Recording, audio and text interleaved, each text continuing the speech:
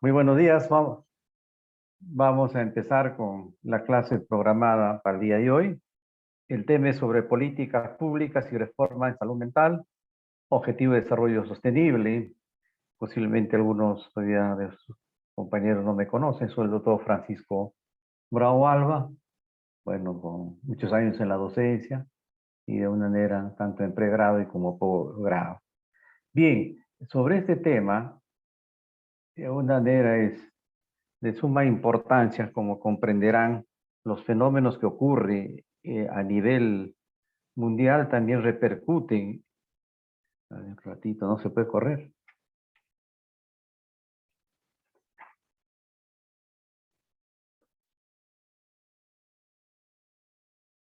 No se puede cambiar.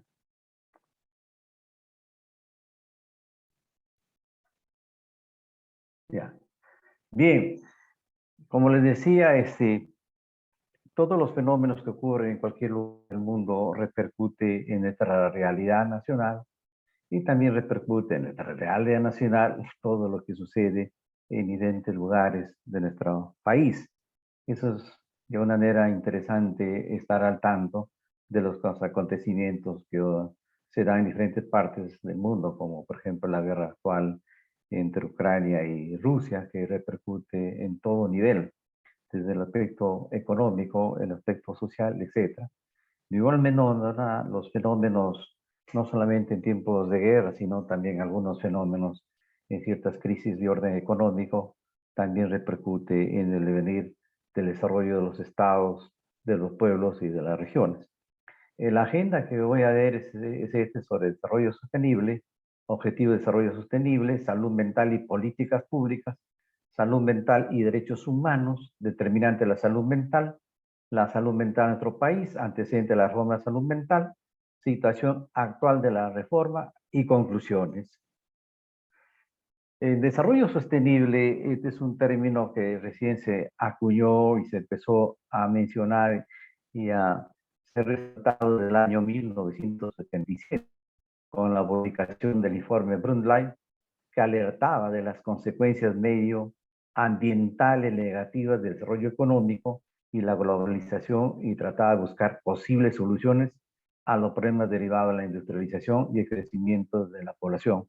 Este es un tema largo a desarrollar, como por ejemplo el calentamiento global, las consecuencias de desarrollo industrial sin ningún miramiento sobre las condiciones ambientales y que va en menoscabo de las poblaciones, no solamente de los hombres, sino también los aspectos ecológicos y los medios que se necesita para la supervivencia de todos los seres en nuestra tierra. Entonces, veremos que este es un tema que ha ido preocupando a todos los países, sobre todo la Organización Mundial de la Salud, Naciones Unidas, que de una manera ven la serie de repercusiones que se están dando, ¿no? En la actualidad, en nuestro país, por ejemplo, el cambio climático, la contaminación ambiental, la contaminación de las reladeras, de las minas, etcétera, etcétera, ¿no? Que trae consecuencias en ese nivel.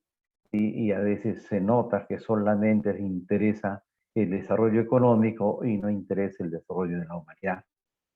Muchos de los retos a los que se enfrenta el ser humano, tales como el cambio climático, la escasez de agua, las desigualdades o el hambre, solo se pueden resolver desde una perspectiva global y promoviendo el desarrollo sostenible, una apuesta por el progreso social, el equilibrio medioambiental y el crecimiento económico. Frente a la situación difícil que se debate el mundo globalizado, hay una seria preocupación de buscar cuáles son los canales de salida. Y este es un tema que siempre está frecuente. Hay encuentros de todas las naciones, de todos los países y tratan de encontrar a un nivel de solución. Se establecen agendas, pero a veces esas agendas quedan como agendas y son muy pocos los países comprometidos que llevan adelante esta situación en la defensa del medio ambiente y por lo tanto el bienestar de la humanidad. El año 2030, perdón, las Naciones Unidas aprobó ya en ese año la agenda hasta el 2030, que contiene los Objetivos de Desarrollo Sostenible, una serie de metas comunes para proteger el planeta y garantizar el bienestar a todas las personas. Es decir, las Naciones Unidas, frente a la situación crítica, difícil que se vive en el mundo, ha establecido una serie de reuniones, establecer una agenda donde se establecen unos objetivos que se tienen que ir resolviendo para defender la situación del global de nuestros países y de nuestro planeta, que de una manera está en alto riesgo de que las situaciones pueden ser muy funestas, muy lamentables en el futuro. Estas metas comunes necesitan la implicación activa de las personas, las empresas, las administraciones y los países de todo el mundo. Como verán, tratan y dan una llamada de atención, una llamada que todos tenemos que ser parte de la solución frente a este problema que se está presentando en la actualidad y que tiene ya varios años y cada vez se agudiza y se complica más. 17 Objetivos de Desarrollo Sostenible y 2030. Cuando Naciones Unidas reúne, implica que todos los países deben tomar en cuenta y llevar adelante el desarrollo y la solución de los problemas que están y establecen claros objetivos, ¿no? Y ustedes dirán, ¿tendrá relación con la salud? Sí tiene relación, no todos, pero gran parte de estos objetivos tiene una relación muy cercana en la salud en general, pero con la salud mental es mucho más cercana a algunas situaciones que se está viendo, porque de una manera siempre se expresa, por ejemplo, no puede haber salud si no hay solución de la salud mental. Es decir, siempre ese nivel de separación que se daba antes, se ve que la salud mental es parte importante de la salud integral, tan igual que la salud sexual, sino que a veces con fines didácticos se va separando, pero la salud es una sola. Pero en eso se va viendo que tiene más peso en determinado momento. Y acá, por ejemplo, un tema interesante en estos objetivos es fin de la pobreza. ¿Y la pobreza tiene que ver con la salud mental? Sí, indudablemente mucha parte de nuestra población, debido a escasos recursos, no tiene de una manera llegada a ser partícipes de los beneficios, por ejemplo, del desarrollo de la salud o de la medicina. Entonces la pobreza está muy vinculada ahí. Y hablar de la pobreza es un tema amplio porque tiene diferentes niveles de alternativas que se pueden presentar para solucionar, pero pasa también por analizar en cuál es la situación de la pobreza, por ejemplo, en nuestro país. Otro, el hambre cero, planteado en ese nivel, la alimentación es fundamental para la existencia del ser humano, es su fuente de energía, pero ustedes verán que mucha población no tiene esas opciones y si es que las opciones tiene, son muy limitadas. Salud y bienestar es el tema que vamos a el día de hoy conversar y verán que también es otro tema de preocupación y que está dentro de la Agenda 2030. ¿Qué se espera hasta el año 2030? Se espera que muchas cosas, muchos indicadores mejoren o disminuyan, por ejemplo, el impacto de ciertas situaciones que van en menoscabo de la salud, sobre todo la salud mental. Educación de calidad es otro tema interesante. Nosotros tenemos que una relación muy directa entre salud mental y educación. Si vamos, por ejemplo, a un ambiente escolar, la comunidad educativa, donde se ve, por ejemplo, la situación de los alumnos, la situación de los profesores, la situación de los padres de familia. Y uno tiene que ver, por ejemplo, cómo anda la educación en todos tenidos, y hay temas muy cercanos, incluso que se vinculan al desarrollo de la persona y cómo realmente las situaciones inmediatas de la escuela, del colegio, influyen en la formación de esa persona en el futuro. Y ahí viene el apego, el vínculo afectivo, las relaciones sociales que establecen, etc. La igualdad de género es un tema que siempre está en política en nuestro país, pero de alguna manera hasta Naciones Unidas lo toma, en cuanto se reivindica el rol que juega la mujer dentro del escenario de la sociedad, que a veces a una sociedad eminentemente machista no las toma en consideración. También influye en la salud y especialmente en la salud mental. El agua limpia y saneamiento con la contaminación, por ejemplo, la contaminación por plomo, indudablemente altera el sistema nervioso central y esa persona que está intoxicada, su rendimiento académico no es el más adecuado. La energía asequible y no contaminante es otro tema también que influye en el medio ambiente y que también repercute en el estado de la salud de la persona. El trabajo docente y crecimiento económico, ustedes verán que hay una serie de situaciones y en esto no está muy lejano salud. Ustedes entenderán que hasta estos momentos hay colegas que tienen 10 años, 15 años en calidad de contratados, hablando de ellos. Entonces, una persona que esté en calidad de contratado no es una persona estable en su aspecto económico, a diferencia del que es nombrado.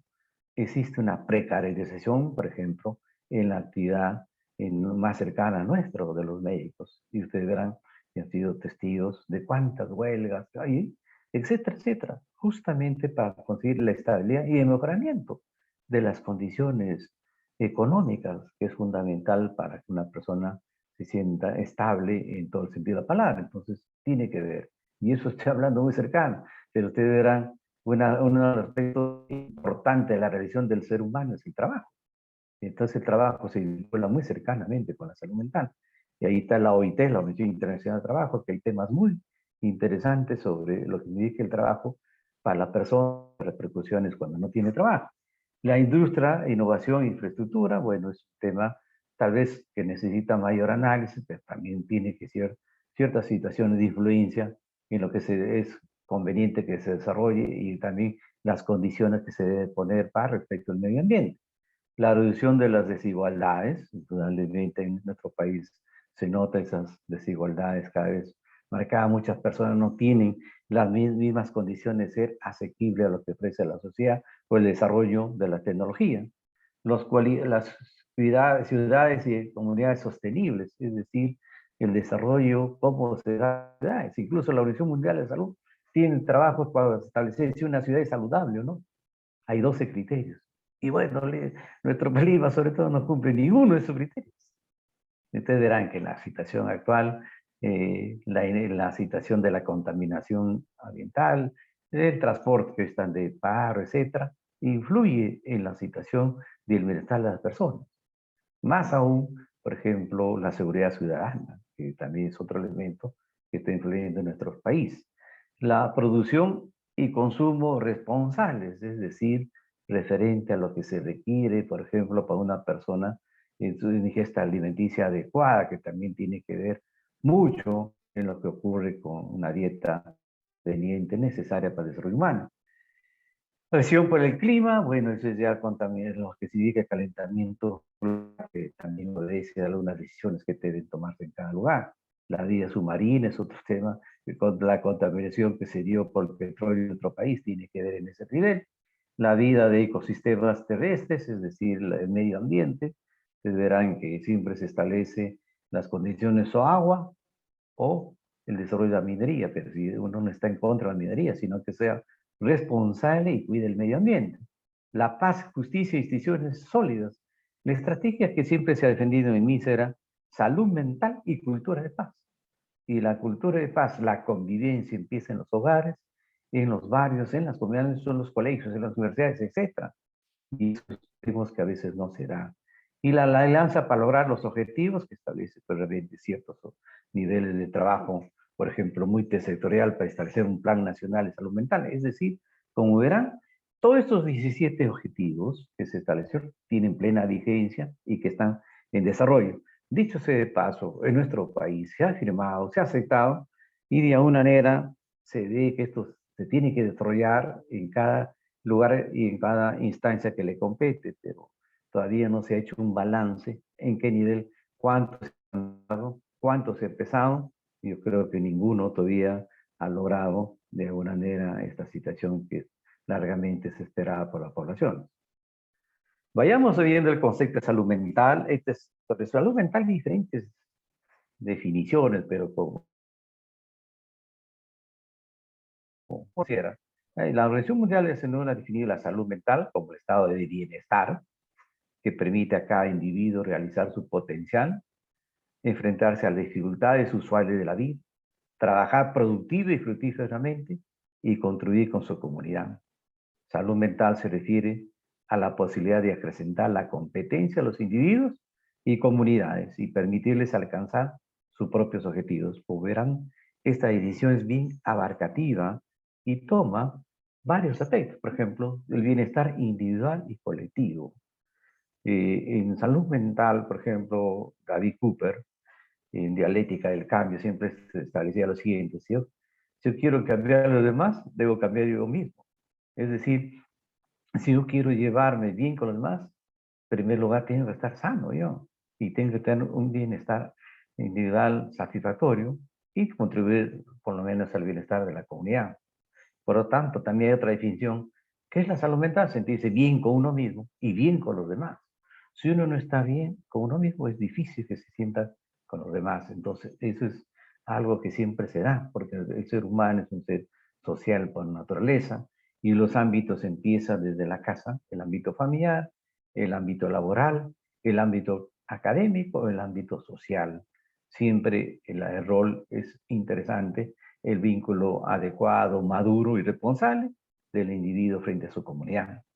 Otro elemento interesante de la salud mental que define la OMS es la calidad de vida, las condiciones de esa persona, de ese ser humano, si realmente le ofrece elementos satisfactorios para salir adelante y tener buenas condiciones de su rendimiento y productividad. Capacidad para afrontar la adversidad, entonces eso es lo que a un momento se llamaba la resiliencia, la capacidad que tiene el ser humano para salir adelante a pesar que las condiciones no sean positivas. Y un elemento de la resiliencia se está introduciendo posiblemente en la definición de salud mental con lo que ha ocurrido con el COVID. Entonces, la resiliencia se ha notado que hay personas muy resilientes, hay comunidades muy resilientes y familias muy resilientes. Entonces, el término resiliencia está entrando como un elemento fundamental que el ser humano tiene para enfrentar a las adversidades en ese sentido. Otro, estableciendo relaciones mutuamente satisfactorias, es decir, siempre se establece, por ejemplo, Eddie Fronkes, en lo que significa el amor, por ejemplo. El amor es maduro, es dar, es recibir afecto. Pero aquella persona que no tiene esas relaciones satisfactorias tiene un conflicto. Y eso se da en diferentes niveles, no solamente en la relación de pareja, en la relación de familia, sino en las relaciones laborales.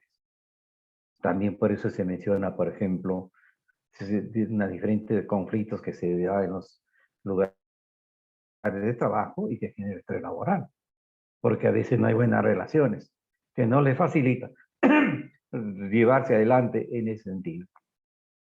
El otro elemento, vivencia cotidiana, condiciones para afrontar la vida, tomar riesgos y manejar pensamientos y sentimientos. Ustedes saben que el ser humano siente, piensa y actúa. Y esas son las vivencias diarias que una persona tiene. Entonces, que le da categoría a estos estados emocionales es el pensamiento. Por eso se habla de inteligencia emocional, que le da sentido, que lo controla y lo orienta con fines positivos a las emociones. Y esas vivencias son diarias y continuas. Otro elemento es la capacidad para reponerse de las situaciones de estrés y trauma. Por ejemplo, con lo de la pandemia, ahora se habla de una ola silenciosa que tiene que ver con estrés postraumático, estado de ansiedad, depresión y el incremento de sustancias psicoactivas. Entonces, de un elemento importante es cómo esa población ha ido superando estas situaciones de estrés que ha vivido, pero también otros traumas que nos dan la vida. Entonces, de alguna manera, uno va evaluando qué capacidad tiene esa persona de salir de esas situaciones difíciles, y eso es tener buena salud o no buena salud. Seguimos. Salud mental, políticas públicas, salud y calidad en las Américas. La Organización Panamericana de la Salud ha hecho un estudio y hay diferentes estudios al respecto. La salud mental es uno de los problemas de salud más frecuentes en el mundo y contribuyen de manera importante a la morbilidad, la discapacidad y mortalidad prematura. Estas variables han sido debidamente comprobadas y estudiadas. Entonces, un elemento esencial de la asistencia al ser humano es tener buena salud mental. Salud mental, un derecho humano fundamental. Ustedes verán que este tópico de salud mental es un área muy sensible para los derechos humanos. Y en nuestro país, quien defiende los derechos humanos con mayor fuerza es la Defensoría del Pueblo. Hay varios estudios realizados, y ustedes entran a la página web de la Defensoría del Pueblo, hay 3 estudios establecidos sobre salud mental cuando hicieron las visitas a las 3 instituciones más grandes de salud mental, la Correa, Balizán y Nouchi, y otros lugares donde se vinculaba atención a las personas que tenían un trastorno mental. Y de ahí reportan una serie de informes, pero siempre vinculado a los derechos humanos. La Defensoría del Pueblo puede ser una visita inopinada para ver en qué condiciones se está atendiendo a los pacientes. Entonces, no solamente es a nivel de nuestro país, si no existe toda una estructura sobre los derechos humanos, sobre estas personas. Y siempre se dice que las personas más vulnerables de que sus derechos humanos no sean respetados, justamente las personas que adolecen de un trastorno mental. Y acá, de alguna manera, la Organización Panamericana de la Salud y la Organización Mundial de la Salud establece, si no hay salud mental, no hay salud real. Y eso es un mensaje claro y directo para todos los que trabajamos en salud. La salud mental es necesaria para ejercer los derechos humanos fundamentales. Las personas con discapacidad mental tienen los mismos derechos y libertades fundamentales que el resto de la población. A veces se menciona que el médico, cuando realiza, o otro profesional de la salud, cuando hace un buen trabajo, prácticamente uno se convierte en defensor de los que no tienen voz. En el caso de los que tienen una discapacidad intelectual, antes llamado retardo mental, que son personas que no pueden vincularse a través del lenguaje, pero puede ser con gestos, el lenguaje señas. Entonces uno que está pendiente si las atenciones que está recibiendo esa persona son las más adecuadas o se está vulnerando sus derechos. Y acá hay varios derechos humanos, de acuerdo con la OPS y la OMS, y la Comisión de Derechos Humanos de las Naciones Unidas son derechos fundamentales que deben protegerse. Y está el derecho a ser tratado con humanidad y respeto. Todos los seres humanos. Más aún, estas personas que adolecen un trastorno mental. El derecho a una misión voluntaria, que muchas veces es vulnerado en nuestra sociedad, y las normas van estableciendo con claridad qué se debe hacer o no. El derecho a una misión, el derecho a la privacidad. Por eso es que siempre se aspira que las entrevistas sean confidenciales, donde el paciente expresar todas sus dolencias, todas las dificultades que tiene en su vida.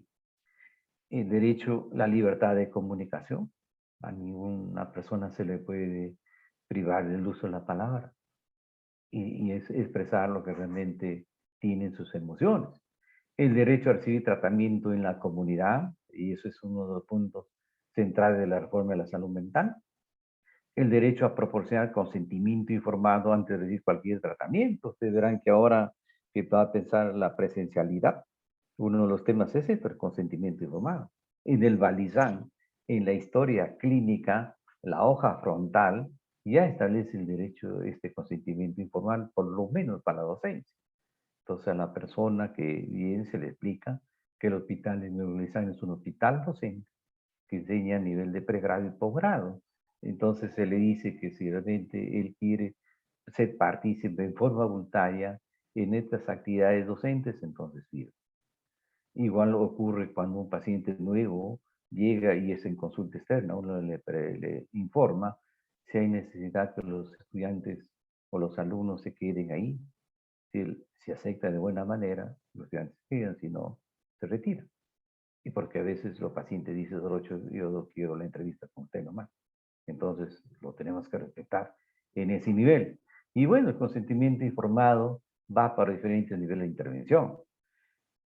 El derecho a recurrir a un tribunal independiente e imparcial que determine la legalidad de detención en un hospital psiquiátrico. Eso siempre ha habido situaciones un poco no muy correctas en internar a una persona por ciertos intereses muy particulares de la familia con la intención de declararlo que ha perdido el juicio, que ha perdido el vínculo con la realidad y con otros fines. Entonces uno tiene que tener mucho cuidado en ese nivel. Ustedes verán que nuestra especialidad está muy cercana al derecho, a los aspectos legales, y uno tiene que ir a los juzgados a dar fe realmente del certificado emitido e informar al juez qué es lo que tiene la persona. Es decir, eso de alguna manera son actos necesarios a tomarlos en consideración en lugar y que está contemplado dentro de los derechos humanos. Ha habido una serie de eventos, creo que una serie de eventos, cada vez surgen eventos que tratan de fortalecer los derechos de las personas, sobre todo aquellos que tienen límites. Uno es la Convención sobre los Derechos de las Personas con Discapacidad, siglas están ahí, CDPD, el derecho a un nivel de vida adecuada. Entonces, en la familia, en los servicios, deben tener las condiciones que se den en ese sentido y se sienta satisfecho de los mínimos requerimientos. El goce de una salud física y mental del más alto nivel posible. Por el hecho de tener una discapacidad mental, no es no considerado de todas las bondades que puede darse de adecuadas en su tratamiento. El ejercicio de la capacidad jurídica, el derecho a la libertad personal y la seguridad de la persona. Entonces, hay necesidad de tomarlos en consideración. A veces la propia familia, ustedes saben que hay una estima sobre la salud mental y tener un paciente en casa a la familia no le agrada y tratan de ocultar, porque a veces se estima, piensan que es un loco y entonces se extrapolan y dicen es una familia loco. Entonces muchas familias esconden a sus pacientes, y eso será, pero están violentando sus derechos y de alguna manera tener cuidado en ese sentido, menos que una institución haga eso.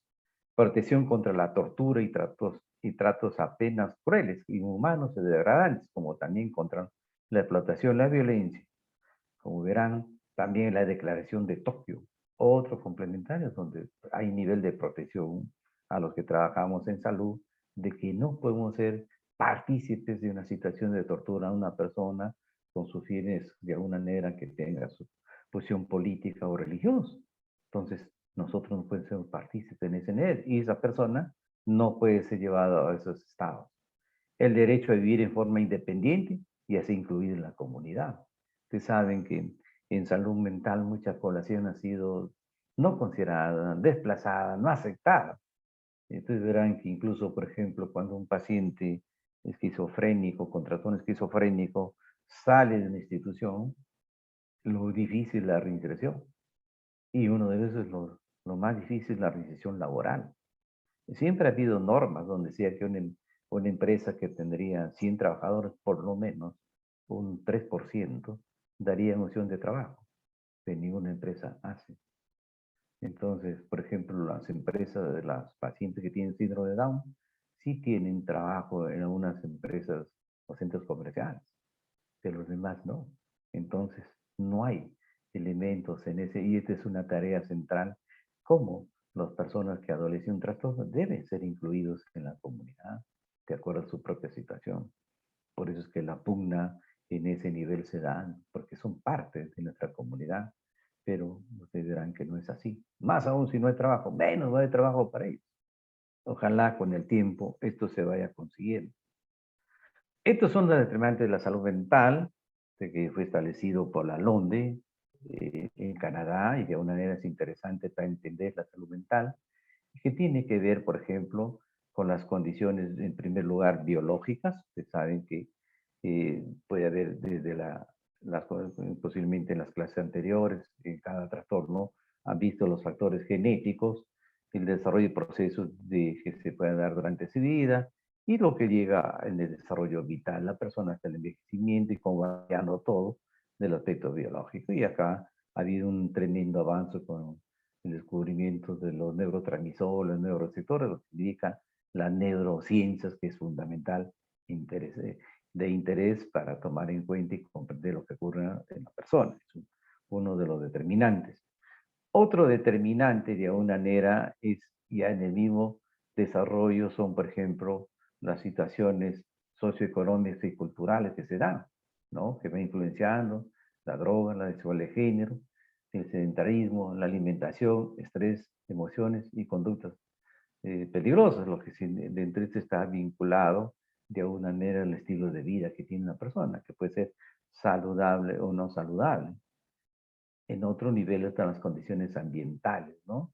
Donde ya nos hemos mencionado sobre los residuos, las cantidades de agua, calidad de aire, etcétera, que puede ser la contaminación que influye. Entonces, acá todo esto vamos viendo cómo se van relacionando, integrando en lo que significa y van afectando la salud de una persona. Y otro elemento son los sistemas y servicios de salud mental. Entonces, la LONDE yo pensaba que era un médico, pero es un abogado que se dedicó mucho a estudiar, porque ocupó un cargo en Canadá y de alguna manera fue generando estos estudios que de alguna tienen plena influencia. Y siempre que uno analiza una situación de salud, toma en cuenta elementos estos determinantes. Entonces, el aspecto biológico, ya lo mencionaba, todo lo que ocurre en la persona desde su nacimiento. Por eso es que es importantísimo en ese nivel. Y ustedes verán que en las entrevistas uno pregunta si fue un embarazo deseado o no deseado. De ahí empieza la vida de la persona y los cuidados que pueden afectar su desarrollo. Y otros, en el mismo desarrollo, cómo se va dando, por ejemplo, un elemento clave de la socialización del niño es el juego. Padres que no juegan con sus hijos no lo conocen, y después ya viene la escuela, etcétera, ahora que está la situación del bullying en ese nivel. Y la ambiental es todo lo referente desde el ambiente familiar, el ambiente social, el ambiente laboral, el ambiente académico incluido. Y también qué condiciones de oferta de servicios da nuestro sistema de salud. Ustedes verán que nuestro sistema de salud, a raíz de la pandemia por COVID-19, ha quedado visualizado como un sistema de salud, por decir, frágil, fragmentado, que no tiene capacidad de enfrentar las situaciones tan difíciles que hemos tenido. Por eso que está ocupando el primer lugar de letalidad a nivel mundial. Y otro que estamos ocupando, que muchos niños huérfanos han quedado sin padres a raíz del COVID. Y nuestro país está ocupando uno de los primeros lugares. Entonces, este sistema de salud necesita ser cambiado, significa ser reestructurado para que oferta condiciones en ese nivel. Y ese sistema de salud tiene que ver también la situación mucho más crítica en salud mental. Esto es otro tema interesante sobre las condiciones de lo que significa la situación de salud en nuestro país. Ya está avisa, ¿no? Años de vida saludables perdidos por algún trastorno. Y verán que está ocupando perdón, acá, los trastornos mentales y del comportamiento en primer lugar. Este cuadro posiblemente lo han visto. Y ahí después tenemos, por ejemplo, las condiciones de ingesta de alcohol, de drogas, que también va influenciando en ese sentido. Entonces, acá este es llamativo, que los trastornos mentales y de comportamiento ocupen uno de los primeros lugares de avisa de que van repercutiendo en los años de vida perdidos por una vida no sana. Y estos años de vida saludable perdidos debido a trastornos neuropsiquiátricos y violencia y suicidio en el Perú, del 2016. Fíjense. No es, está ocupando la depresión, la dependencia al alcohol, la adicción a otras drogas, etcétera, ¿no? La esquizofrenia y así por el estilo. Acá yo quiero resaltar, por ejemplo, la depresión, ya sabemos que no solamente en nuestro país, sino en muchos países, pero el alcohol. Para el problema de las adicciones en nuestro país es un problema de salud pública. Y dentro de eso juega un rol protagónico el alcohol, que posiblemente, creo que la clase hizo el doctor Carlos Ordóñez habrá mencionado. El alcohol es generador de grandes problemas. Y si vemos el mayor número de accidentes de tránsito, alcohol, el mayor número de hechos violentos, alcohol. Entonces, ese es un problema serio, que todavía el Estado no lo está asumiendo a plenitud. Y la vez pasada yo presenté un trabajo, lo que significa, por ejemplo, también una agenda hasta el 2030 de inadicción. Y ustedes se imaginarán, por ejemplo, lógicamente, desde el nivel oficial se da atención en los tres grandes hospitales, en los hospitales de segundo nivel y en los centros de salud mental comunitaria que vamos a ver luego, pero no abarca. Y existe otra modalidad un poco no oficial, que son las comunidades terapéuticas. Y ustedes escucharon de las comunidades terapéuticas con noticias. La vez pasada, tres jóvenes que querían salir, les habían encerrado, hubo un incendio y murieron tres. Y así por el estilo. El dato que se tiene que existe cerca de 300 comunidades terapéuticas en nuestro país, si no sean más. Cada comunidad debe tener cerca de 30 pacientes. O sea, 3 por 3, 9.000 pacientes internados que el Estado no puede resolver. Y debe ser más. Para que vean lo grave de la situación de las adicciones en nuestro país, que es largo mencionar, que es un problema de salud público, por ejemplo, inicio temprano de la carrera alcohólica, por ejemplo. Entonces hay generaciones que dentro del desarrollo normal de su proceso, una variable interviniente, el alcohol que distorsiona muchos aspectos de su vida personal, de su vida familiar, de su vida social, etcétera, ¿no? En el problema de la salud mental en nuestro país, y justamente a raíz de lo que ocurre en diferentes lugares, uno se preocupaba en pensar qué ocurre con la salud mental en nuestro país. Y siempre se ha ido haciendo estudiando, se ha tratando de establecer ciertas pautas. Y se ha encontrado que tenemos problemas históricos no resueltos. Brecha de salud mental alrededor del 80%. O sea, poca población tiene la opción de ser partícipe, de buscar a un nivel de solución a algún problema que puede tener en su salud mental. Otros problemas de salud mental, como la principal carga de enfermedades, se está demostrando con los cuadros anteriores, falta de liderazgo en salud mental y presupuesto. Esa es una otra realidad. Lógicamente son temas cada uno para mencionar, pero por tiempo creo que vamos a tratar de resumir. Falta de liderazgo en salud mental. La salud mental nunca ha sido considerada en la agenda. Antes había 16 estrategias del Ministerio de Salud y la última estrategia era salud mental, para que vean en qué condiciones está. Presupuesto. Del presupuesto que se asigna a salud mental solamente era el 2% del presupuesto asignado a toda salud general. ¿Se cuenta? Entonces es una cantidad muy pequeña para resolver los grandes problemas de salud mental. En la actualidad, posiblemente se ha conseguido muchas cosas que son necesarias mantenerlas y desarrollar. Pero en cuántos años han pasado que siempre salud mental no ha sido considerada en ese nivel. Otro, hegemonía de la institución psiquiátrica y modelo biomédico de atención. No es porque las instituciones del Largo Herrera, Valdicén, Noche, tomaron y han tomado y siguen tomando todavía mayor presencia, debido a que no había un desarrollo, digamos, más amplio, un nivel de desarrollo nacional sobre los problemas de salud mental, pues que se da la reforma para ver el problema de salud mental en otras circunstancias diferentes. Y como no había, justamente los pacientes venían, por decir, a buscar atención de provincias. La otra realidad es que no había psiquiatras en diferentes departamentos. Entonces, el único lugar que podían venir era la capital. Y mucha gente no tenía condiciones, por lo tanto, tampoco podían venir. Y entonces, eso es por eso es que esa hegemonía sigue todavía presente. Y, lógicamente, el paradigma todavía fuerte era el paradigma biomédico de atención. Ahora las circunstancias han ido cambiando, ¿no? El nuevo paradigma es el enfoque biopsicosocial, que tiene plena vigencia y mucha fuerza para el abordaje de los problemas de salud mental. Deficiente detección y cuidado de prevención de salud mental en la atención primaria. ¿Ya? Ningún nivel de atención y de cercanía para evaluar lo que ocurre, los fenómenos de salud mental, entonces había de una deficiente detección a tiempo lo que estaba ocurriendo. Ustedes verán que la reforma de la salud no solamente ha sido en nuestro país, sino en toda América Latina y a nivel mundial.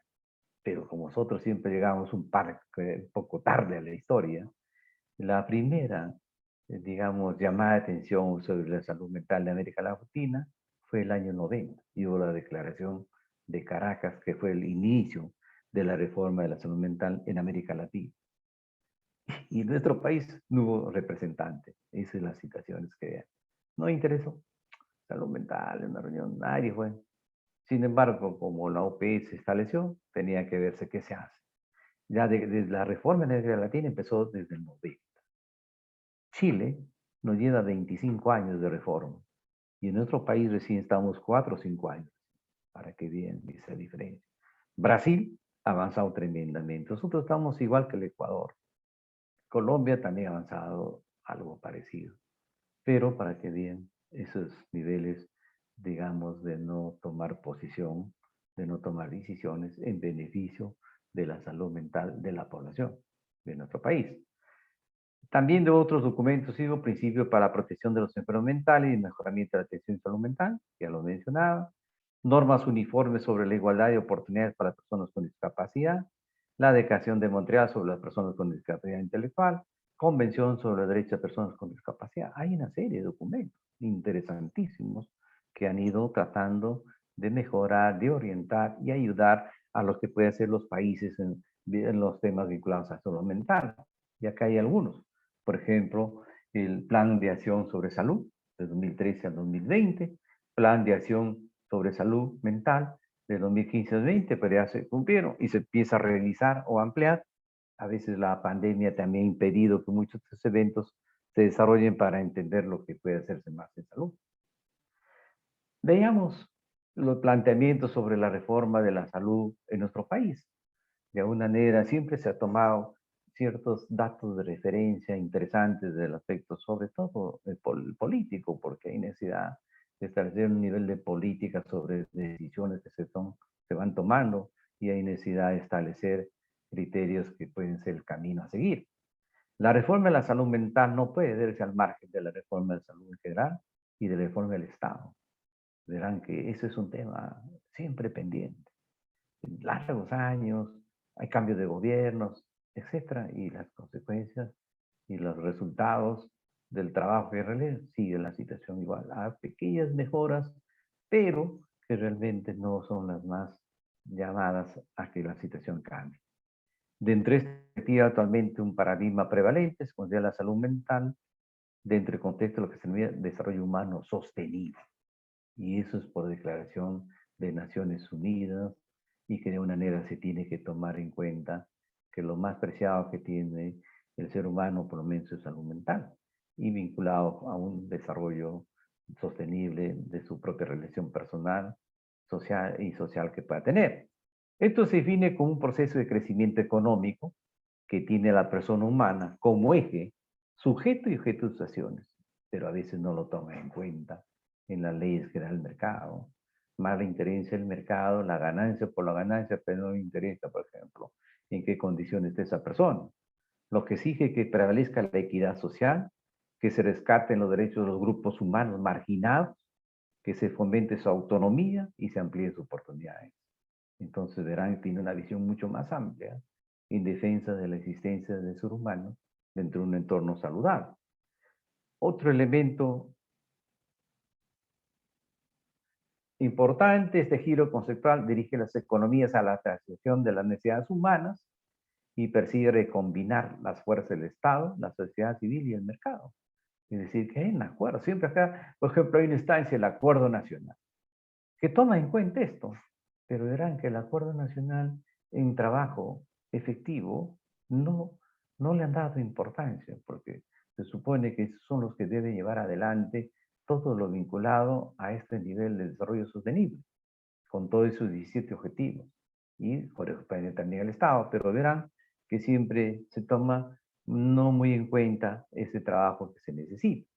En este paradigma se consideran 5 elementos: la salud, el crecimiento económico, un medio ambiente sin riesgo, la educación y la libertad y la democracia, a su vez, se basa en principios de equidad y eficiencia. En estas pocas palabras se menciona lo que debe ser una reforma, muy vinculada a otras variables interesantes para la persona humana. Es dentro de este contexto en el que hay que entender el proceso de la reforma en el sector salud y el papel que juega en la salud mental. Como vemos, la reforma siempre ha tenido bases que se da dando, ¿no? Y de alguna manera van alimentando cómo ser una reforma auténtica que beneficia a la población. Bases para la reforma de la salud como bien social, tomarlo en cuenta que es un bien necesario, consustancial y esencial de la persona en ese sentido. Equidad en la atención como imperativo ético. Todos tienen el derecho a recibir un buen nivel de atención. Garantizar el acceso a la salud sin exclusiones ni discriminaciones arbitrarias de ningún tipo. Elevar el nivel de salud, los resultados sanitarios y calidad de la población. Entonces, se establecen bases bien claras cómo debe darse la reforma.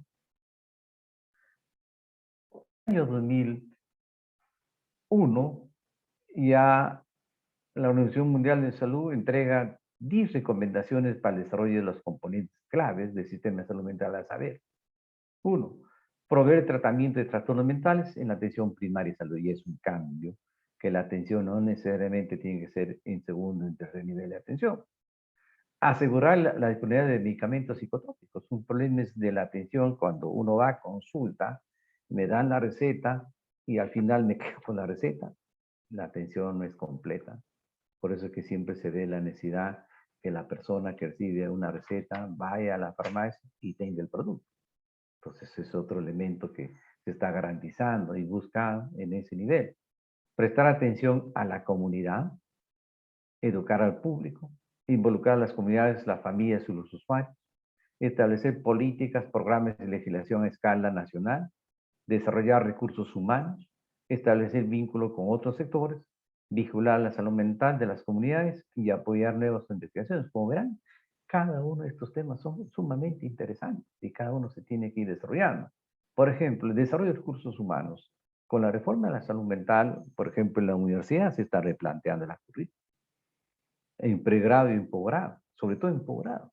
Acabamos de terminar con los residentes que han terminado tercer año, se ha habido una reforma y 2 cursos se han dictado, psiquiatría comunitaria y rehabilitación psiquiátrica. Entonces, psiquiatría comunitaria y rehabilitación psiquiátrica son nuevas versiones para que justamente los futuros colegas y ya psiquiatras trabajen en esa línea. Entonces, porque uno tiene que formar recursos humanos de acuerdo a la demanda que nuestro país necesita. Si en este momento estamos dentro de la reforma de la salud mental, entonces necesitamos recursos de salud mental. Pero como verán, no solamente de psiquiatras, sino de enfermería, todos los equipos, incluso los médicos generales que están en esta carrera, tienen que entender la importancia de la salud mental y qué tienen que hacer, por ejemplo, cuando llegan a hacer su internado o cuando llegan a hacer sus servicios. Entonces, hay necesidad la participación activa de todos los integrantes de los equipos de salud y conocer. Entonces, es recursos humanos. Y pues, como le decía, todos estos son temas interesantes a desarrollar. También la reforma tiene principios, principio de equidad, principio de solidaridad, efectividad y eficacia y participación social. Cada uno, por ejemplo, solidaridad, compartir el costo de los servicios derivados del riesgo de la enfermedad. Por eso tenemos el SIS, el Seguro Integral de la Salud. Los pacientes, casi todos los pacientes que adolecen de trastorno mental tienen SIS. Imagínense si no tuvieran SIS. Tendrían que comprar la medicación. Ustedes saben que por sus cursos que han llevado un cuadro con esquizofrenia necesita tratamiento largos años, todos los días. Entonces, si no hay recursos, ¿con qué? Felizmente el SIS avanzado, eso es un logro que se ha tenido. Otro logro es contar con medicamentos básicos que son de calidad y que satisfacen la demanda. Porque si no hubiese eso, los productos comerciales son carísimos. Una oportunidad, cuando llegó un producto, costaba 30 soles la tableta. Por 30 días eran prácticamente 900 soles que una persona tenía que gastar. Y en ese tiempo el sueldo básico era 750. Imagínense. Y no es que la toma un mes, son meses o son años. Por eso es que uno va defendiendo los medicamentos básicos, pero de calidad. Y en salud y en psiquiatría son fundamentales para toda una atención. Entonces, en ese nivel. Otro elemento es importante, por ejemplo, la efectividad y eficacia relacionadas al uso de los recursos y mejorar la gestión. Cada vez tiene que haber revisión si el trabajo que estoy haciendo es lo correcto. Hay evidencias sobre ese trabajo. Y no solamente atención, sino las actividades de prevención. También hay valores que se te han dado cuando uno quiere dar una reforma, por ejemplo, respecto por los derechos humanos, que los mencioné, equidad, bienestar psicosocial de toda la población.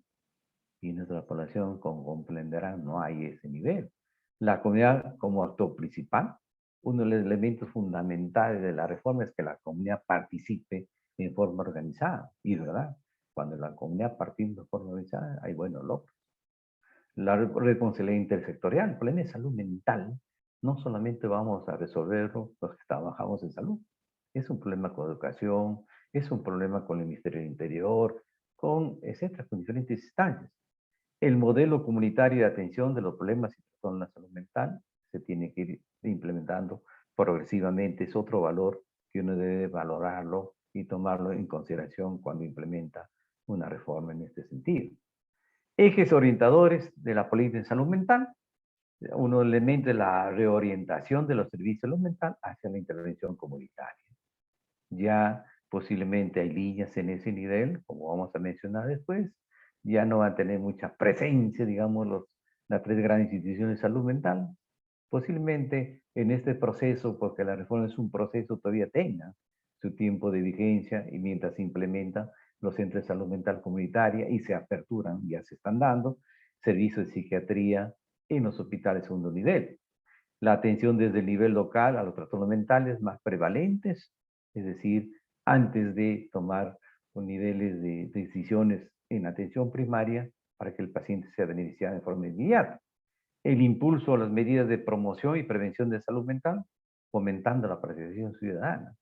En la actualidad, las actividades de promoción y prevención son básicas en este nivel y se pueden lograr muchas cosas antes que el cuadro se dé. Tan igual que en otras enfermedades mentales, es crucial la intervención lo más pronto posible. Por ejemplo, los residentes de psiquiatría, de pediatría, que antes se dedicaban a ver el desarrollo del niño, nutrición, con toda la razón, pero se dieron cuenta que era importante educar aspectos de salud mental.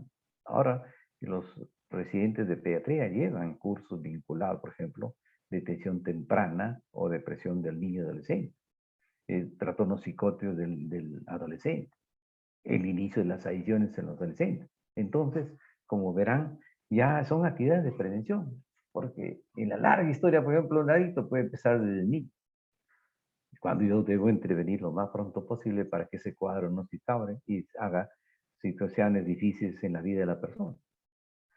Esta es la reforma de salud mental en la línea de tiempo, ¿verdad? Que la reforma en nuestro país, miren, desde 2004 ha sido avanzando, hasta 2015 se aprueba el reglamento, sí, ahí se implementan 23 centros de salud mental comunitaria, 15 unidades de hospitalización, una unidad de hospitalización de día y 5 hogares protegidos. Y la tendencia es en ese nivel. Cada uno es parte. Lo que se ha conseguido en la reforma de salud mental ha sido una larga lucha. Por lo menos que nosotros hemos estado a muchos años en ese nivel defendiendo la necesidad de que la salud mental esté en la agenda, que tenga presupuesto y que se modifique el nivel de atención. Y la lucha, como dicen en el gremio, la lucha continúa. Entonces, las soluciones todavía no son plenas, pero hay que seguir. Otro, ha habido también leyes, por ejemplo, que se han ido dando, antes de la ley 29.737, ley que modifica el artículo 11 de la ley de salud, y que va vinculado, por ejemplo, la Ley General de Salud, referida a la salud mental, y regula los procedimientos de internamiento en las personas con trastorno mental, y un cambio, y también la Ley 29.889, ley que modifica el artículo 11, Ley General de Salud, y garantiza los derechos de las personas con problemas de salud mental. Eso fue un avance. Su reglamento aprobado en 2015, impulsa un proceso de reforma de la atención de salud mental con el fin de implementar un modelo de atención comunitaria. A partir de entonces se logró la concurrente implementación de la red de salud mental comunitaria a través de la gestión y las normas respectivas.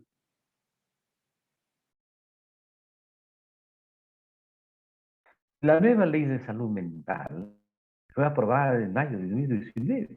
¿Sí? Entonces, como verán, no, es, no tiene mucho tiempo, prácticamente 3 años. El Congreso de la República aprobó esta ley, la 3997, y lógicamente no voy a desarrollar toda la ley, pero hay puntos necesarios a tomar en cuenta. Acá se logra implementar, por ejemplo, el trabajo con otras coordinaciones intersectoriales para mejorar la continuación y implementación de la reforma de salud mental. Porque ya lo mencionaba, que solamente el MINSA no puede hacerlo, tiene que coordinar con otros. La continuada reforma de la atención en salud mental y lineamientos intersectoriales del modelo de atención comunitaria, incluyendo la formación de profesionales de la salud y política de la promoción de la salud mental. Se generó la Dirección General de Salud Mental. Antes las aseguradoras privadas no consideraban la salud mental, ahora sí, por mandato de ley. Y los psicofármacos también le estamos, que mencioné, es garantizarles todo de seguridad del 30% de farmacias públicas y privadas. La regulación de las hospitalizaciones por mandato legal. Y lo más importante, el Consejo Nacional de Salud Mental, es decir, donde todos los ministerios tengan una instancia mayor que decida sobre salud mental. Sin embargo, muchos de estos aspectos de ley todavía no se logran implementar.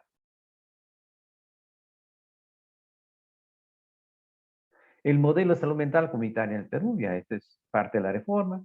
La reforma de salud mental en el Perú implica un proceso de transformación hacia un modelo comunitario en salud mental, ahí que contempla ámbito de servicios, ámbito de la gestión sanitaria, ámbito de las políticas públicas, ámbito de la investigación, ámbito académico formativo y ámbito social. Todo esto implica un nuevo modelo y en eso se está desarrollando, se está implementando con las evaluaciones respectivas si es que está dando resultados o no. ¿Cuáles son las características del modelo comunitario en salud mental? Centrar las necesidades, ¿no?, del paciente, de qué se necesita ese paciente, la continuidad de los cuidados, pensar no solamente que la atención se dé en el hospital, sino que dentro de la comunidad se da. Por ejemplo, el RDC, la rehabilitación basada en la comunidad. Muchos trabajos que la persona tiene que ir desarrollando tiene que ser en su seno comunitario. El abordaje tiene que ser en equipos interdisciplinarios, tiene que ser intersectorial y participación de la comunidad. Cada uno tiene su propia razón, su propia metodología de trabajo a realizar y el objetivo es que realmente este modelo se vaya sosteniendo, se vaya fortaleciendo y sea realmente el cambio que siempre se ha buscado en la salud mental en nuestro país. Este cuadrito es interesante que de alguna manera establece, por ejemplo, lo que se daba antes y los costos. Lo que antes era, por ejemplo, la preponderancia de los hospitales, los tres que les mencionaba, y el costo era elevado, ¿cierto? Estos nuevos servicios han ido avanzando y si vemos desde el nivel de abajo, un aspecto importante es el autocuidado, que la propia persona aprenda a cuidarse. Ustedes saben que la salud es un derecho, pero también es un deber. ¿Qué hace la persona para cuidarse? Y en salud mental hay una serie de criterios que se da justamente en la promoción y prevención. Otros cuidados informales de la salud mental, porque el problema de la salud mental, como ya lo mencionaba, no solamente es un problema de salud, hay gente, según su estilo, puede ayudar en el cuidado de la salud mental, que son los líderes de la comunidad que lo hacen a su manera. Entonces uno tiene que coordinar con ellos y ver de qué mejor manera que tengan lo pueden hacer. Hay cuidado informal de la salud mental, por ejemplo, las parroquias juegan un rol. Es diferentes instancias. Por eso cuando uno llega a ser su CERUS, tiene que ser una CIS, análisis de situación de salud y qué son, digamos, con qué personas cuento, cuáles pueden ser mis aliados en ese nivel que me ayuden para el trabajo que estoy realizando. Después ya se van generando servicios de salud mental en atención primaria, en este momento los centros. Después ya se está generando servicios de salud mental en hospitales generales, servicios especiales de salud mental en la comunidad, se están generando, y los servicios especializados. Como verán, este cuadrito es muy demostrativo que antes los costos de abordaje en un servicio especializado, cuando un paciente llegue, se elevaba. Pero si se empieza de abajo, posiblemente se gana mayor, el costo disminuiría y la frecuencia de la necesidad sería menos, si es que se trabaja en la base. Entonces, este cuadro nos debe entender lo que busca la reforma, que es cambiar el estado de cosas como se encuentra e invertir el nivel de trabajo necesario para que la salud mental llegue a toda la población. Esta es otra manera interesante de establecer, por ejemplo, ustedes, la psiquiatría es parte de la salud mental. Eso no hay dudas en decir, pero la psiquiatría también está en sus especialidades. Uno que ya les mencionaba, la psiquiatría comunitaria, otro es la psiquiatría de enlace, la psiquiatría de las adicciones, etcétera. Tiene especialidades, pero de una manera en su propio trabajo, por ejemplo, cuando un médico termina de realizar su curso de psiquiatría, tiene que entender que el trabajo que realiza, si lo hace en comunidad, está contribuyendo a resolver muchos problemas de esa persona en su ámbito comunitario antes que llegue a una atención de segundo o tercer nivel. Es decir, ganamos tiempo, resolvemos problemas pronto y esa persona se va a sentir bien, porque hay un cambio del al ciudadano con necesidad de cuidado de salud mental. Del médico psiquiatra o del psicólogo al equipo interdisciplinario de salud. Ya trabaja en equipo. Es el cambio. De la contención del síntoma a la recuperación total. Del hospital psiquiátrico a la red de atención comunitaria en territorio. De la exclusión social a la inclusión social de derechos. Del objeto de intervención a la participación y movilización social. Como vemos, la propia comunidad puede ser partícipe activa de la solución de sus propios problemas cuando es bien orientada. Por ejemplo, este problema de drogas, todo se establece. El problema de las adicciones, de participación activa de la comunidad, por los grupos de autoayuda, alcohólicos anónimos. Entonces, es decir, hay muchos niveles de llegada para resolver los problemas, pero pero cuando uno tiene una visión diferente a lo que es el trabajo dentro del hospital, a lo que es el trabajo en la comunidad. Estas son las carteras de servicios que se ofrecen en salud mental comunitaria, ¿no? La detección precoz de los casos de trastorno mental, la consulta al médico, psiquiatra, médico general, o enfermería, o psicológica, la consulta que puede realizarse, ¿no? La psicoeducación, este tema de psicoeducación es un tema que ha entrado con mucha presencia, incluso los residentes en diferentes hospitales tienen que hacer esta psicoeducación. Y cuando un paciente ya sale de su cuadro agudo, y entonces recibe psicoeducación sobre el tema que ha tenido, la enfermedad que ha tenido, que entienda y comprende y toma conciencia plena de lo que está ocurriendo. Y de tal manera que conoce, por ejemplo, el cuadro y al tomar ciencia clara, posiblemente sea partícipe activo de su propio tratamiento y rehabilitación. Pero el problema de la psicoeducación no solamente queda con el paciente, sino con la familia. Y la familia, cuando está enterada del problema de su familiar, contribuye, colabora y apoya, se convierte en coterapeutas en ese nivel. Otro, se da asesoramiento a la familia sobre problemas que pueda tener. La familia tiene dudas, entonces es obligación nuestra. ¿De qué damos? Por eso es que en eso de la LONDE está talento. ¿Cuál es el rol del sistema? Por ejemplo, cuando un paciente recae, vayamos viendo en alcoholismo, puede recaer por la situación del propio paciente, puede recaer por la situación de la propia familia, pero por el sistema falló. Del paciente que no siguió las indicaciones, del familiar que no estuvo al tanto de los cambios, por ejemplo, está bien de la persona, y del sistema, o sea, nosotros que no le informamos del riesgo de recaída, de entre otros factores de protección y de riesgo. Entonces, ahí se da asesoramiento familiar para que la persona y la familia entienda cuál es su rol frente a un paciente. Otro elemento que se da en este nivel es, por ejemplo, la movilización para la acción comunitaria, las campañas que se dan, importantísimas. Ustedes saben, si yo voy a un colegio, bueno, yo les mencionaré pues, que estuve a cargo de la Estrategia de Salud Mental y Cultura de Paz del Callao por 4 años. Y realmente una muy buena experiencia. Yo conocí el Callao en todos sus niveles y era interesante el trabajo. Por ejemplo, un trabajo que ellos tienen son los clubes de tercera edad, para personas de tercera edad, y para mí que lo tienen los mejores. Uno existe en La Punta, La Perla, y el otro es otro distrito que viene en La Punta, La Perla, bueno, y ahí tienen los centros de salud, de tal manera que en Bellavista es el otro, interesantísimo.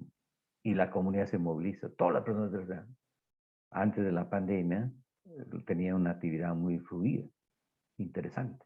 Ustedes saben que a una edad determinada, y ya cuando los hijos crecen, los hijos se van, se genera el síndrome así. Entonces esos señores no se sienten bien, pero van al club de tercera edad, no encuentran nuevas personas, hacen una serie de actividades que les ayuden, les beneficien en ese sentido. Entonces, eso es interesantísimo. Entonces, hay diferentes líneas en este nivel. Otro elemento es que uno es la visita domiciliaria, que si un, un paciente, ¿por qué no viene? Algo está pasando. Y al ir a su visita domiciliaria voy conociendo su medio ambiente familiar. Este es asesoramiento grupal que se puede dar realmente a lo que ocurre en un problema, digamos, diferente a natural. Por ejemplo, un asesoramiento grupal puede ser los estudiantes en un colegio que tengan tendencia a iniciar el consumo de alcohol, en esa ni la línea, es decir, en diferentes líneas si uno se le establece con claridad. Por ejemplo, en Chile que han avanzado, en las adiciones hay lo que significa reducción de daño. Y la reducción de daño es inicial y terminal. Reducción de daño inicial es cuando a la persona se le enseña, porque inexorablemente el alcohol está presente, pero hay que enseñarles, en lo peor del caso, a aprender a tomar. En nuestro país, por ejemplo, si es el vaso, ¿no? Entonces, el vaso tiene que ser cepillado y dice, muéstrame tu cariño. Bien, en Chile, ¿no? Es un dedo. Acá el de ellos es vertical, pero es un dedo. Es decir, menos cantidad. Otro aspecto que se le enseña es que realmente cuando uno toma licor, diluye en agua, tomar agua. Uno evita que se absorba rápido. Y otros que hay un criterio en nuestro país, mucha gente dice, cuando yo tomo, no como, brazo error, y la cosa es orográfica. Eso, por ejemplo, son aspectos que uno tiene que tomarlo en consideración. Bueno, y lo otro es reducción de daños extremos, cuando una persona tengo un alcohólico compulsivo que me toma todos los días, y si yo logro que tome 3 días, es un avance, pero al final su historia se va alargando, pero con menos daño posiblemente. Y otra es la realización comunitaria. Los RDC, la reacción basada en la comunidad, es decir, la propia comunidad se organiza y ayuda.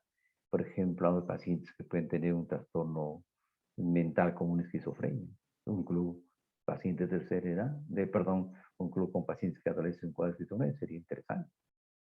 Y el soporte comunitario, a las propias comunidades se organizan y se ve, por ejemplo, en el Balizán, en Huaycán, existe una iglesia donde hay una hermana eh, que tiene 30 pacientes con esquizofrenia. Y a ellos los tiene, antes de la pandemia, los tenía siempre reunidos y les daba su medicación. Son 30 pacientes organizados que participan en ese sentido, como una clínica de día.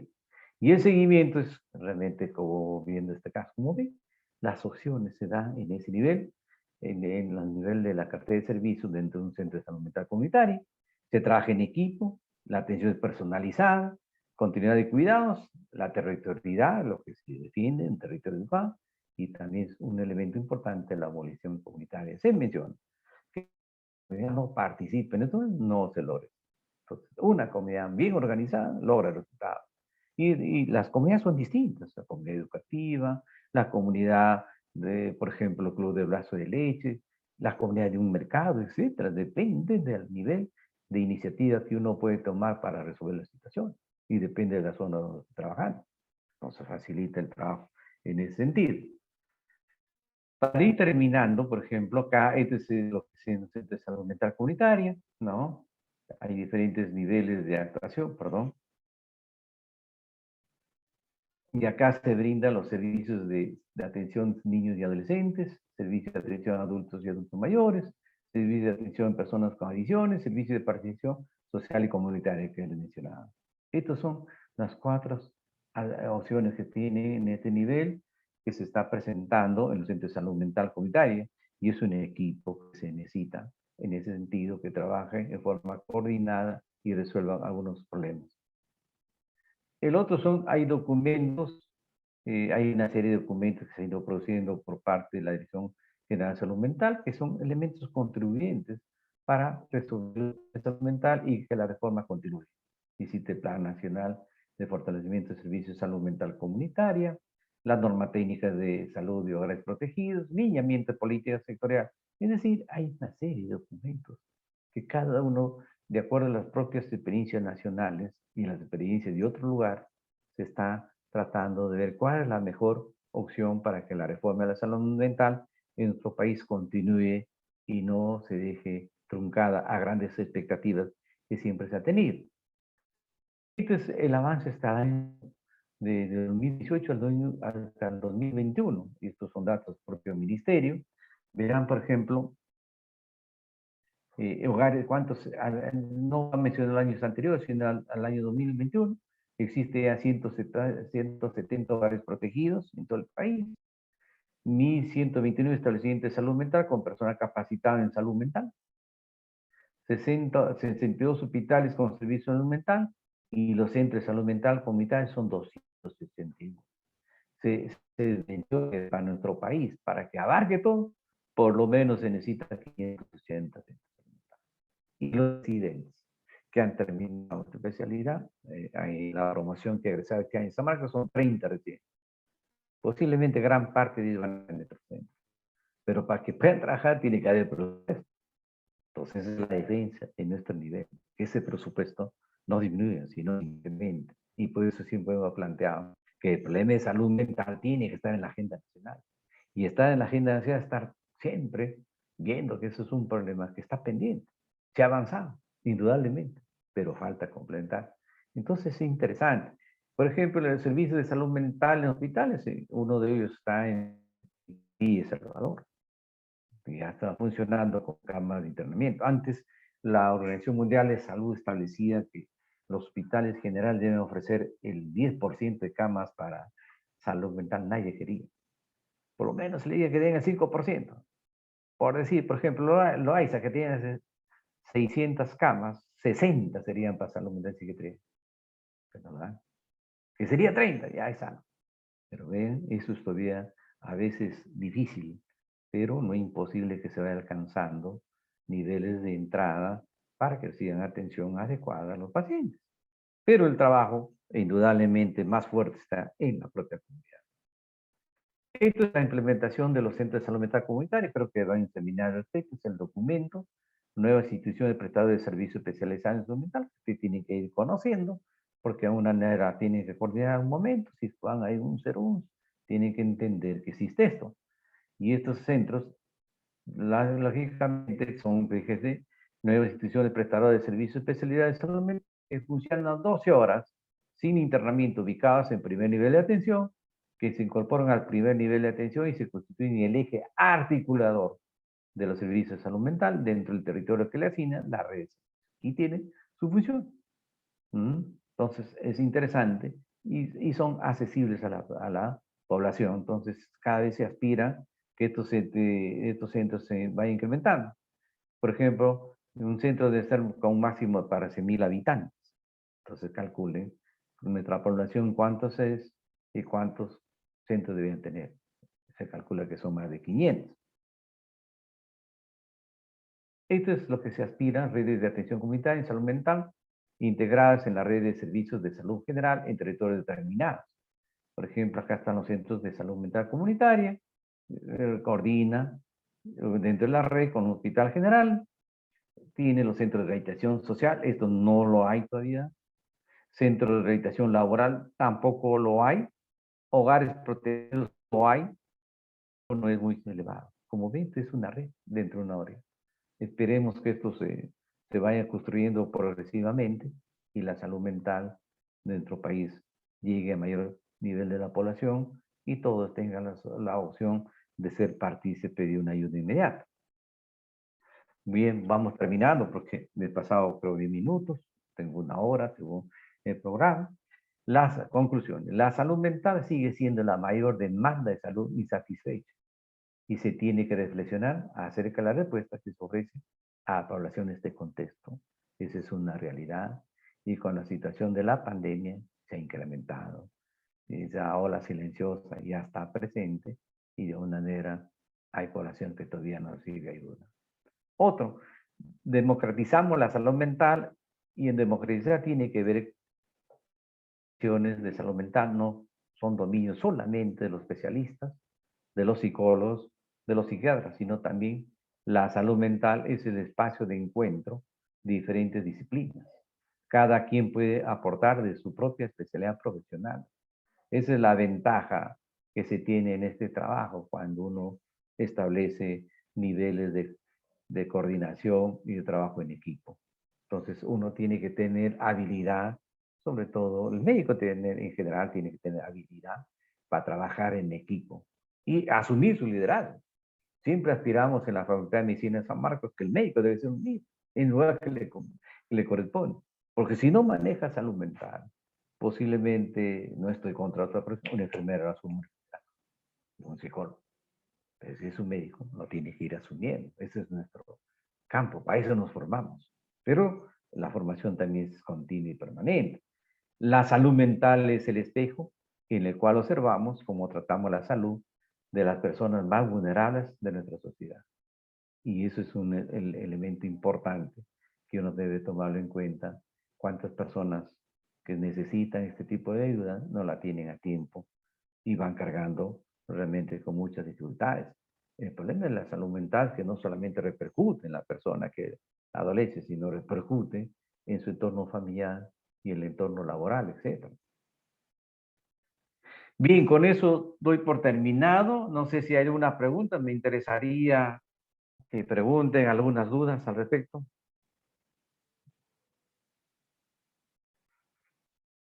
Algunas aclaraciones.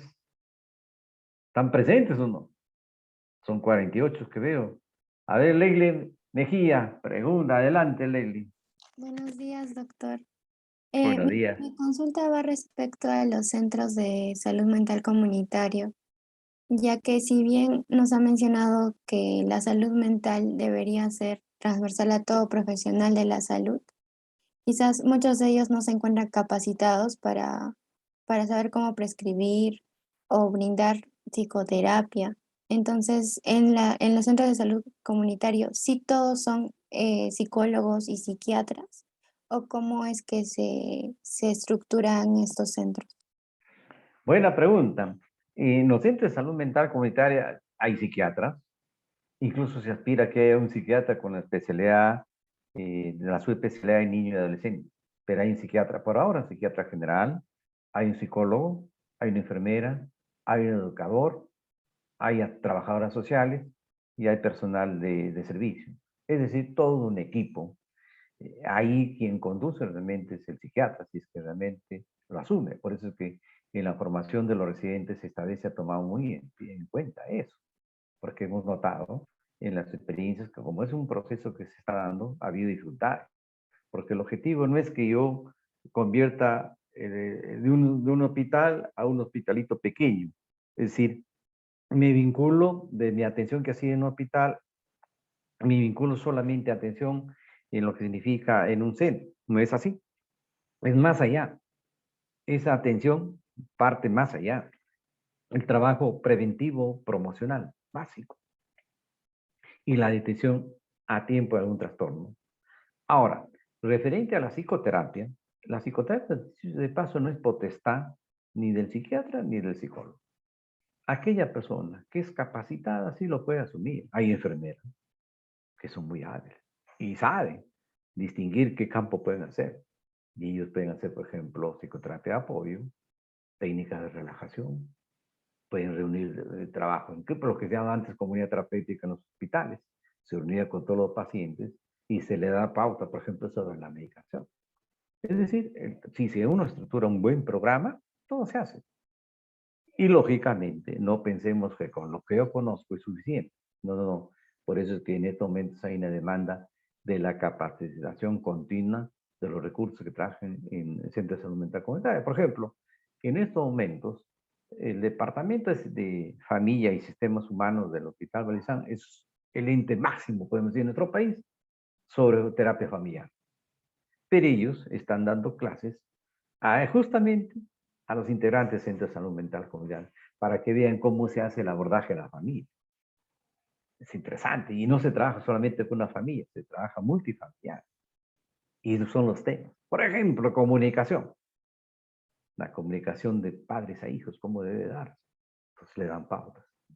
Entonces muchos padres que no conocen se dan cuenta que lo que estaban haciendo no está bien. Es decir, hay diferentes niveles de llegada. El trabajo en comunidad, yo les diría, es muy diferente, pero muy motivador cuando uno inicia en ese sentido y logra realmente calar dentro de la población. Y la población lo toma como un hecho ya lo que ocurre y son partícipes activos. La idea es que ellos participen activamente. Uno le va dando líneas y ellos lo van desarrollando y lo van implementando. Y yo diría que en estos momentos todavía hay dificultades, como un proceso, todo proceso al inicio hay dificultades, pero se están superando. Parece que hay capacitaciones e intervenciones y se va resolviendo. Ahora, la pregunta es también, cuando uno tiene dudas y trabaja, preguntar. Ustedes cuando vayan al CERUR, porque es así como el internado es la hora de la verdad, al interno, cuando dicen, porque ahí ustedes son observados. Cuando llegan a ser, por ejemplo, internado, por decir el 2 de mayo, ya lo están observando. Y todos lo van observando, desde su saludo, de cómo se desempeña, lo van observando. Y uno llega. Ustedes pensarán, ¿quién es el que más observa? ¿Qué piensan? ¿Qué personal observarían a los residentes, a los internos en el hospital? ¿Quién dice? A ver, ¿qué personal del equipo observa? Yo les digo que son las enfermeras. Las enfermeras están ahí al tanto todo el día. Yo llego y le digo, ¿y qué tal con los internos? Lo ven a uno, más o menos. El otro, nada que ver. Y el otro, sí. Y ahí y uno inmediatamente, ¿de qué universidad son? O sea, la carta de presentación del trabajo que ustedes hacen en examen, llevan, ¿qué nombre de universidad llevan? En el CERUM, mucho más visibles, ¿ves? Porque vean un CERUM, capaz son jefes de 60 en un año, y tienen que asumir su rol. Por eso se necesita que aprendan algo de liderazgo, aprenden trabajo en equipo, hagan un buen programa. Diferente. Y en salud mental, generar la demanda en salud mental es fácil, sino que oferto. Y ahí tenemos que ver qué puedo dar. Por ejemplo, si voy a un colegio, como hacíamos en el Callao, General Prado, solamente para hacer lo que significa proyecto de vida, para estudiantes del cuarto y quinto año, fui con todo el equipo. La demanda surgió rápidamente. Y uno detectaba cuántos de esos muchachos necesitaban ir, pero faltaban recursos. Pero se hace. Entonces la niña está ahí y todo el mundo ya quería de él y creo que es lo sigue. ¿Usted sabe lo que significa darle un proyecto de vida a una persona, a un adolescente en su tercera etapa? ¿A dónde va a ir? En 3 años. ¿Qué va a hacer cada año? Es decir, ya tienen sus líneas orientadoras. Entonces esa gente sabe que en términos secundarios no sabe, dudas, entonces, pero ya les salí. Entonces el trabajo en comunidad es interesante y uno tiene que lógicamente estar presto a ir capacitándose continuamente. Bien, ¿alguna otra pregunta? Bien, si no hay más preguntas, creo que con esto terminamos. Creo que a las 10 el seminario. Se les agradece por su participación y escucha respectiva.